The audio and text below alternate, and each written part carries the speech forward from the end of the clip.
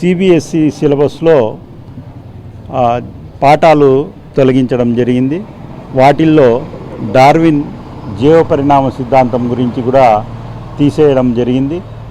ఇంకా చరిత్రలో వచ్చి మొఘల్కు సంబంధించిన మొత్తం తీసేయడం జరిగింది. తర్వాత మనకు ఈ ఆవర్తన పట్టికను రసాయన శాస్త్రంలో తీసేయడం జరిగింది. ఇవన్నీ మన జీవిత విధానంలో ఏ విధంగా పిల్లోళ్ళు ఉండాలి ఏమి అని తెలుసుకునేదానికి ఇవన్నీ ఉపయోగపడతాయి.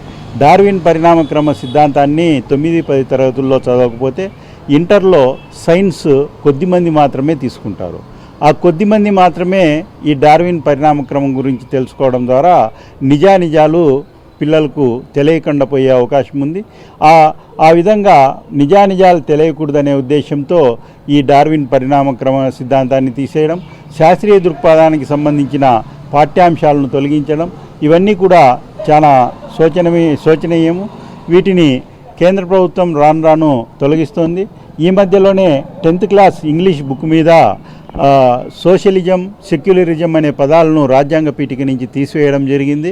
అది ఏ విధంగా పొరపాటు జరిగిందో తెలియదు, కానీ అది జరగడం జరిగింది.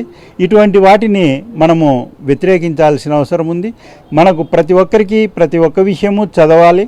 ఆ చదివిన దాన్ని అర్థం చేసుకొని దాన్ని అందరికీ వివరించగలిగి దాన్ని ఆచరించే విధానము వాళ్ళ ఇష్టాలపైన ఆధారపడాలి, కానీ బలవంతంగా దాన్ని తొలగించడం అనేది పాఠ్యాంశాల నుంచి చాలా శోచనీయ విషయమని తెలియజేస్తుంది.